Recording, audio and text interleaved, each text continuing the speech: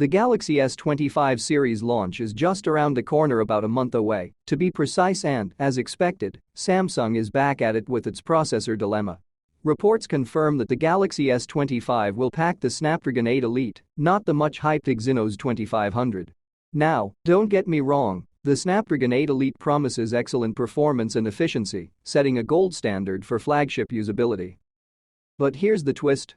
Samsung's not happy about this.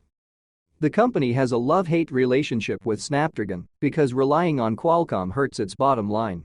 To put it bluntly, Exynos is Samsung's homegrown solution, but with production challenges and yield issues, the dream of Exynos dominance keeps falling apart.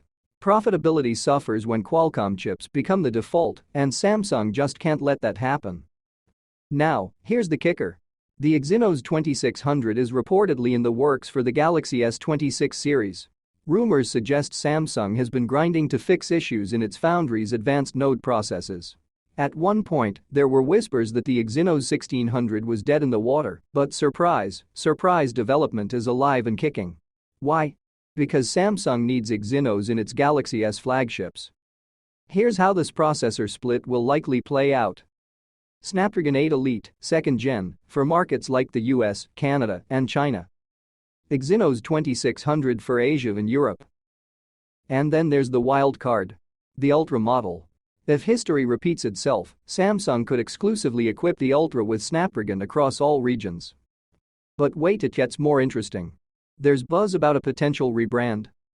Galaxy S26, Galaxy S26 Pro, taking cues from Apple. Galaxy S26 Note, bringing back the Note branding. If this pans out, the breakdown might look like this.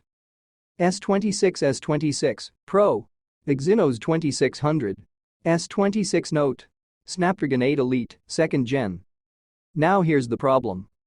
Exynos still lags behind Snapdragon in raw performance and efficiency, so unless the Exynos 2600 brings some serious heat, consumers will be left asking, why pay flagship prices for regional discrimination? And trust me, Samsung won't be slashing prices just because they use Exynos. History shows that much. Meanwhile, the Snapdragon 8 Elite 2nd Gen is shaping up to be even more expensive than its predecessor. So, if Samsung raises prices for the S25 with Snapdragon and then rolls out the S26 with Exynos at the same price, that's going to sting for consumers. Worst case scenario? We get Exynos-powered flagships that cost the same but perform worse. So what needs to happen? The Exynos 2600 must match or at least come close to Snapdragon's performance. Samsung needs to justify Exynos by lowering prices in Exynos regions. Significant upgrades in other areas like cameras and displays must make up for any Exynos shortcomings. With the Galaxy S26 series, Samsung is expected to roll out upgrades to the display, cameras, and overall hardware.